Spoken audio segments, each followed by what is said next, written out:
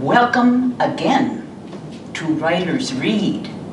And this is a special event because we have two Christmas stories today.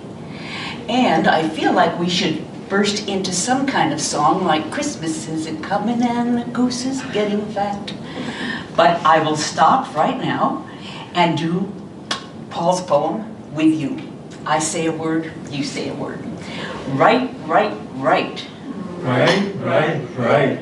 Until you get it right.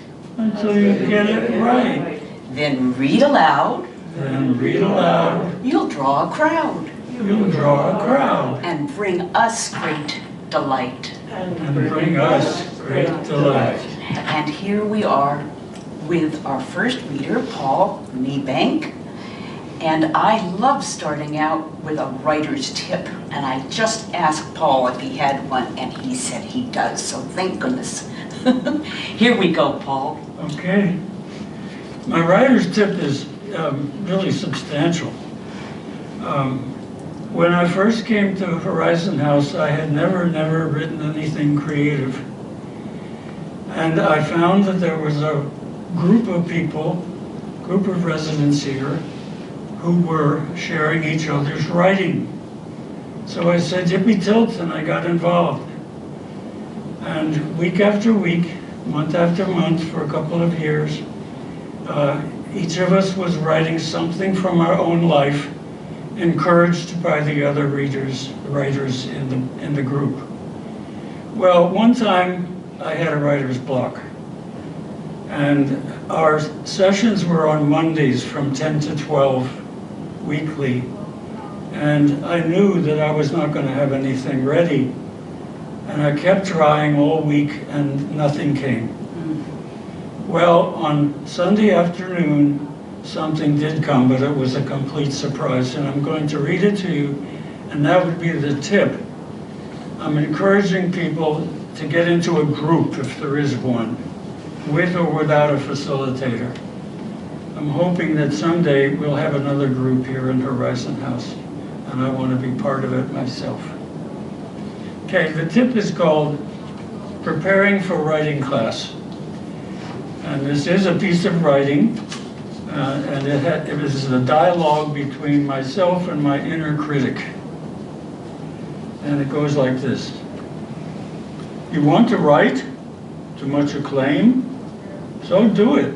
You're not dumb or lame. Get about it while you can. There's no barrier, there's no ban. Do not resist.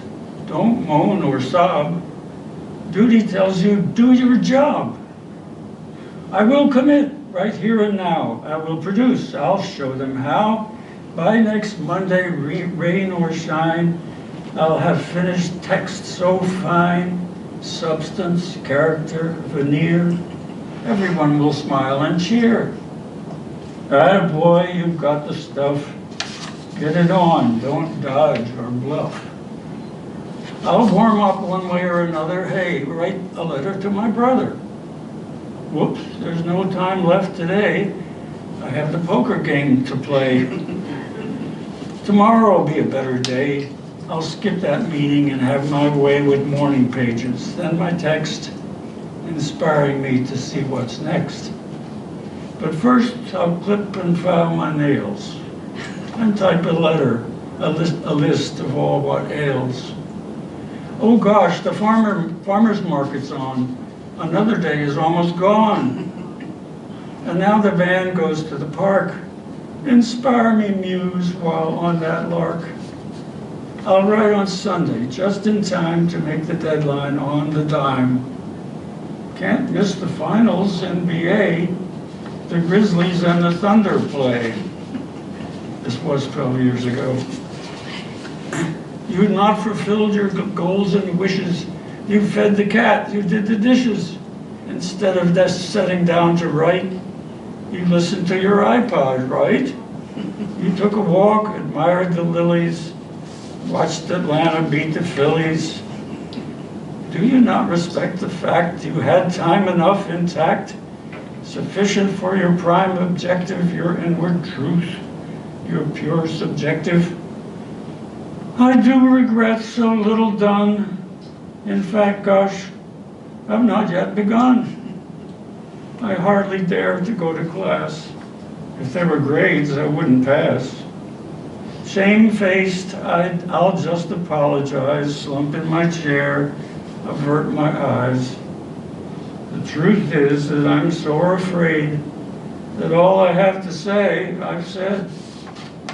I'm terrified. I rue the day when I'll have nothing left to say.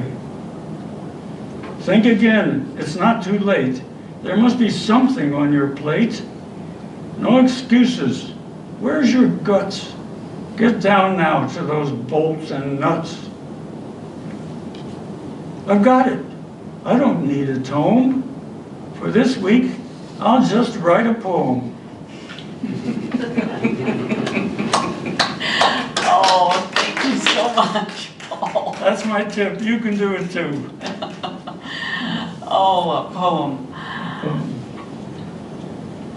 So my story is called Christmas Presents. And I think it's the first story I wrote for that group. So it's about 12 years ago. And it has to do with something that happened in my very young adulthood. Actually, pre-adulthood. Christmas presents.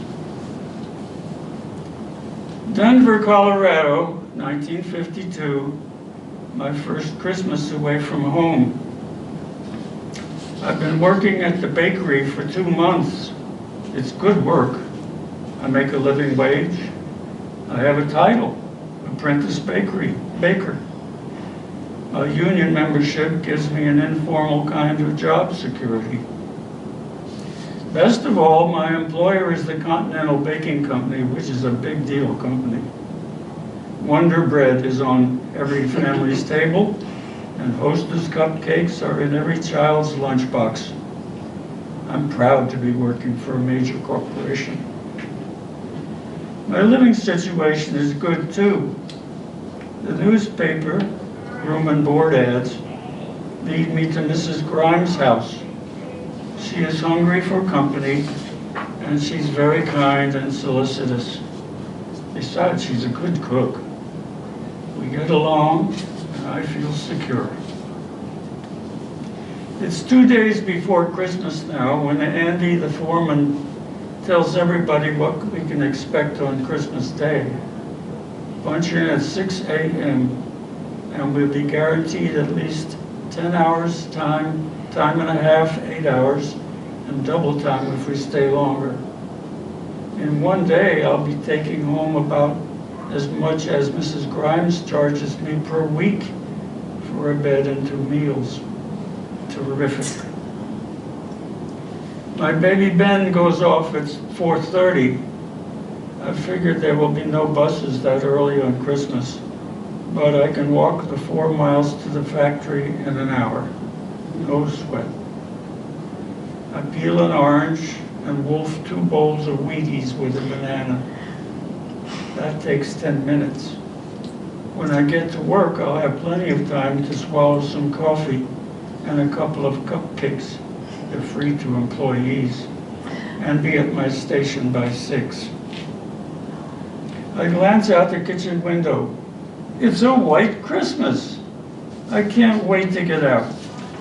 I put on my heavy sweater, the only warm piece of clothing I stuffed into my duffel when I left Tennessee. Plus, I have a pair of rubbers, a raincoat, and a scarf. I can handle cold and snow. I've seen plenty of white Christmases back home. When I open the front door, whoops, it's all snow. The entire scene is solid snow. Right in front of me, it's 2, maybe 3 feet deep. I'll have to make my way to work almost from memory, and I'll have to run. So I run. I throw myself into the whiteness.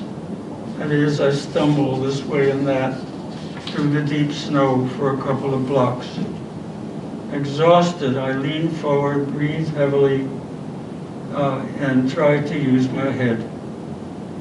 I hadn't run cross country and track in high school for nothing. After all, settle down, Paul, find a pace, get a rhythm, maintain it.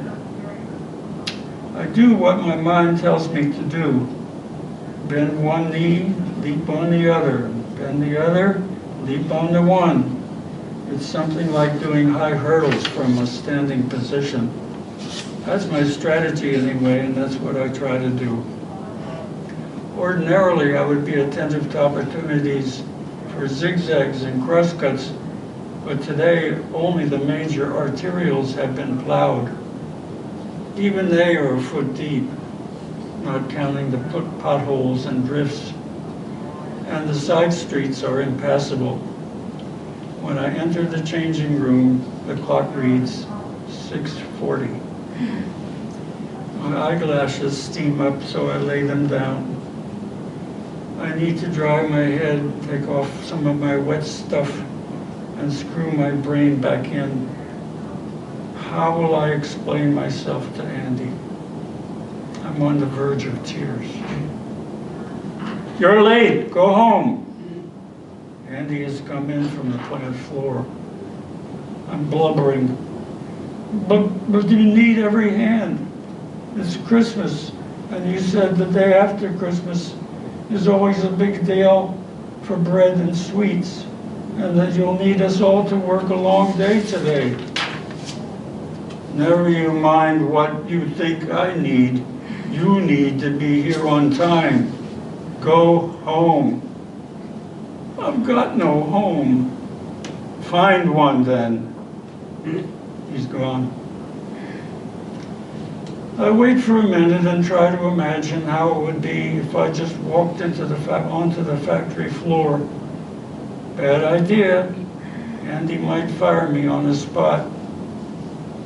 I put 2 donuts and 2 bear claws in a bag, wipe my glasses, and leave. I wish for a bus, yeah, lots of luck. I think about thumbing a ride, but no way do I want to explain myself to anybody. A movie would be good, but they won't open till afternoon. I stand outside the plant and let the tears mingle with the snow beating sideways onto my face. I punch the air and growl. Andy's behavior brings back Joe Sager, the gym teacher back in high school. The time I busted my head trying to retrieve a basketball. The kids noticed the bleeding and called to Mr. Sager. But rather than giving me any assistance, he blames me and kicks me out of gym class for the rest of the school year.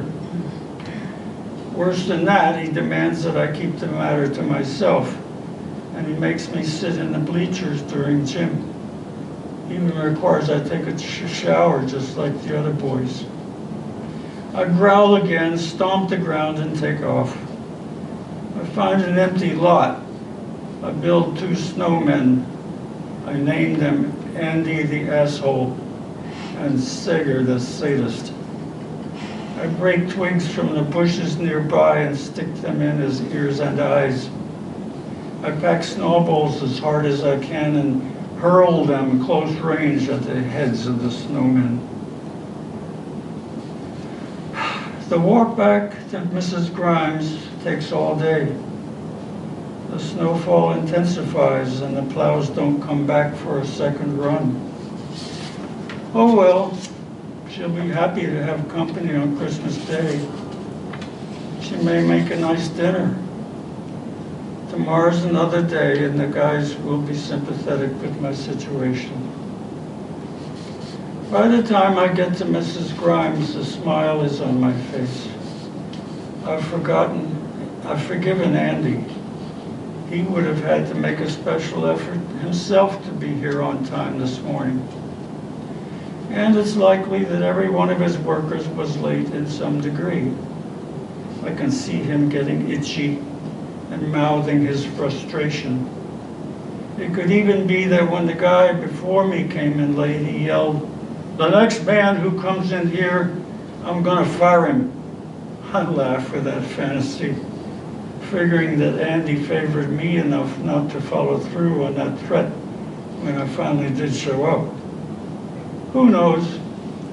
It might have been that the next guy to come in was the guy he fired, or the guy who never showed up at all. When I finally open Mrs. Grimes' door, she hears me and rushes to meet me. I laugh, she laughs. I hoped and hoped that you'd get here by supper time, she says. So I put roast chicken and mashed potatoes and peas on the stove. And A Christmas Carol will be on at 5. We can watch Scrooge while we eat. I laugh again. What a day. I can't wait to change it to dry clothes and tell Mrs. Grimes all about it.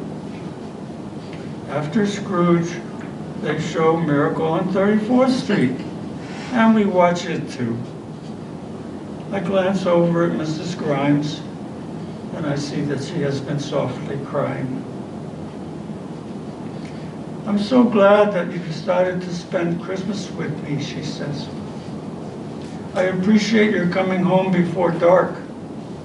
When you told me about the double time, I worried I wouldn't see you till bedtime. And thank you for the sweets. Let's eat the cupcakes now with tea. We can save the sticky buns for breakfast.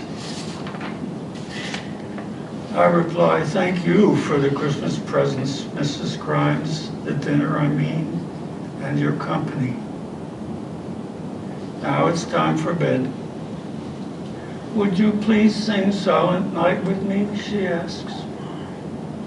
We do. And we sing Away in a Manger, too. Oh, Paul, that was my first Christmas gift this year. Thank you so much. It was a gift. You're welcome. It's a pleasure. Such a wonderful story. I was with you. Wonderful. And here comes our next writer,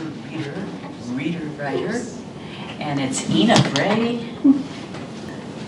Hi. Hello, Nancy. Ina. So good to see you. Here we are. And here we are, and we're ready for your sharing. I always just really look so forward to your reading and your stories, Ina. Thank you so much. And I did check with Ina before, and she said she also has quite a good writer's tip today. So welcome. Thank you. Thank you, Nancy. Well, my writer's tip is entirely different. I enjoy writing. I truly enjoy writing. I enjoy playing with a language. And so my tip would be, as we read books, as we read stories, I don't just read them. I'm a slow reader. I hate to admit it, but I'm a slow reader. But I look at the phrasing. I look at the vocabulary. I look what the sentence structure means to me. I have a thesaurus that I constantly use. I mean, it's Shift F7 on my computer, and I'm writing something. I will use a word, and then I have to see what other possibilities are there. Oh, wonderful. Yes. I try to avoid tired words, and I try to stick to say, but don't, how does it go? Show, but don't say. Yeah. Or, in other words, don't just say beautiful, but show why it is beautiful. Why this woman is, in your opinion, what she is. So there are many little ways that I think the language can be enhanced, our writing can be enhanced. And I try to look beyond, well, of course I like to think, who am I writing this to? Who is going to enjoy it? And so the person who's going to enjoy it, yes, but then am I going to do something beyond that? Is there going to be something about this story, let's say, that I would like somebody else to know? Is there a wider audience, not just that individual, my daughters, my husband once upon a time? So it's a medium, writing is a medium to extend my personality, There you go. my story, That's lovely. my family for that matter. I'm going to take your writer's tip very seriously. That is a lovely description of how Thank to you. improve Thank you. my writing. Thank you, Ina. Well, you're a good writer, so, you know, but, I mean, also when I write, I rewrite, and then I rewrite, I set it aside, and a month later I come back to it, and I see things that suddenly, how could I possibly write this? I mean, no way. So, the writing has to sleep for a while, and then when it wakes up again in my mind, in my vision, I see things, I expand, I cut, I do all kinds of things, and I think that's also, for me it is important, for other people maybe not, but for me editing, re-editing is, you know, this story I first wrote to my little group in 2014, and now I again revised it a few days ago. So it just comes and goes. Good, good, good. All right. All right. My story? Yes. My story. A Christmas tree in the forest. In my childhood, our Christmas tree did not come from a tree lot, but from deep within the forest that guarded our home. This forest of fir and pine trees, interspersed with some birch, began across the street from my parents' house, and it stretched for almost a mile to the dunes of the Baltic Sea. And then it hugged the shore in both directions, as far as the eye could wander. For us kids, of course, wolves and witches and fairies lived in the shadows in those woods. And playing beyond where we could catch sight of the road just added a tiny bit of fear, and of course also excitement. In some parts the trees grew in even rows. Where the underbrush had been cleared, you could look way into these mysterious distances in all four directions. Napoleon in the 1800s had decimated that area on his march to Moscow, and the restored forest had then been planted in rows. In 1939, Nazi Germany annexed our Lithuanian sliver of land, including Klaipėda, Niebanck in Germany, the town where I was born and where we lived. We Lithuanians became foreigners and needed a permit to cut down a tree. But that piece of paper was not always granted to us. So I don't think my parents usually even bothered with that. Certainly not toward the end of the war. For our Christmas expeditions, my father and mother would bundle me up as temperature in those days usually would drop way below zero, put me on a sled, and through the billowing snow, they would stomp, stomp, stomp in search of this quintessential symbol of that celebration. No witches or wolves would ever dare come near me. Then, this particular memorable Arctic winter of 1942-43 broke all temperature records. At Stalingrad, the turning point of the war, the weather-unprepared Germans sustained extraordinary casualties, were defeated, and eventually lost the war. But, cold or not, we needed a tree. So, in the early morning of December 23rd, my mother and I set out in search of a tree. We wrapped ourselves in layers of camouflaging dark winter clothing, including hefty brown felt boots from Lithuania, which incidentally were moisture-proof in super cold weather. And equipped with a saw and twine and our sled, off we went. My mother trudging through the snow up to her knees, pulled the sled. I, the 7-year-old, followed in her tracks. Snow had drifted to even the most protected places under the canopies of the trees, so if someone wanted to follow us, our wide footprints and the trail of the sled would have been perfectly visible. We knew well that perhaps less than a mile from the spot where we stood, there was a vast military installation. Sentries patrolled far into the forest and along the beach with strict orders to keep civilians, particularly spying foreigners like we, away like us. The forest that morning rested in eerie silence. The overcast sky, promising more snowflakes, had robbed nature of all color.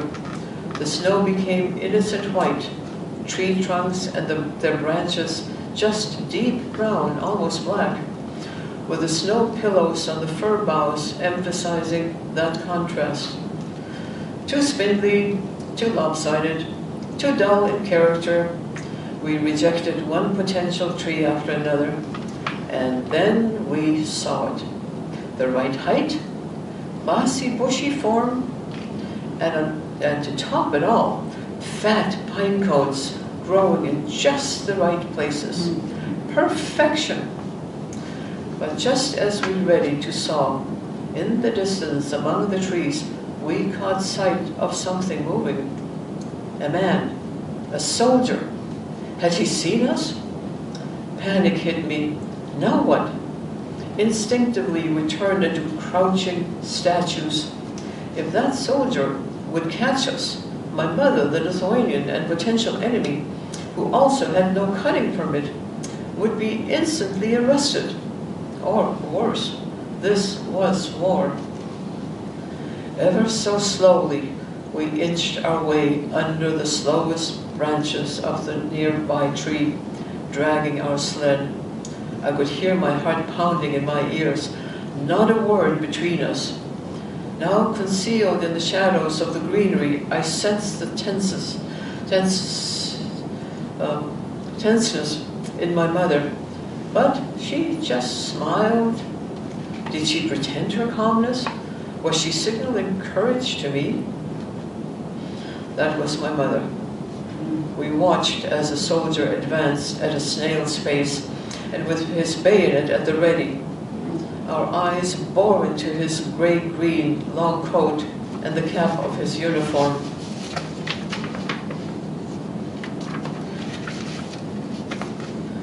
These familiar signs, these insignia on his coat, signs of absolute authority we knew so well.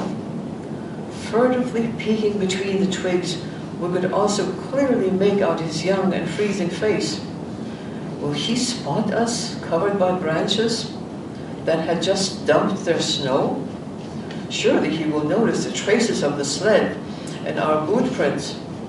Like a fox on a hunt, his whole body seemed on the alert, ready to pounce. But just when I thought all was lost, he suddenly changed course, and although still on attack mode, he slowly walked away from us. Minutes passed, then hours. Morning had long turned into midday. My mother's calming arms around my freezing body tried to keep me warm, but oh, how I shivered. This was more than just icy cold winter. The snowflakes stayed away as if giving us time to complete our task and follow our footprints home. Finally, we crawled out of our hiding place and got to our tree. Millimeter by millimeter, with hardly a sound, my mother and I severed the tree from its roots. Only sawdust leaving evidence of farewell. Did our efforts symbolize the approaching time when our family would become severed from our roots and turn into refugees? In great haste, we tied the tree to the sled, covered up the traces of our destruction as best we could, and raced home. Snow came heavy that night and covered all the events of the day. That Christmas Eve for us became more than the celebration of the birth of Christ. Our family had remained intact, a miracle in the midst of war. We laughed. With my father at the piano, we sang. We ate our fill. And with Santa, my father, of course, seated by the sparkling and fragrant candlelit Christmas tree and handing out presents, we loved, and our spirits soared. And as to the soldier, there is no question in my mind that he must have seen the trail of the sled, our footprints, and our hiding place. He had come too close to us. His weapon had been ready. One bullet, and he might have become a hero to someone. But Christmas, that wondrous time when even warring armies have been known to lay down their arms for the day, had it touched this young soldier's heart as well? Was his Christmas present to a frightened girl and her courageous mother the family togetherness that he had not destroyed? His gift, my mother's life? Merry Christmas. Oh, thank you. Thank you again, Ina. Again and again, another Christmas gift we've received here at Horizon House. Thank you. I was holding my breath the whole time. Thank you so much. Thank you. And tune in again and again, and you can find these on HH Connect when they come up for display or production. So tune in again. Thank you. Thank you, Nina.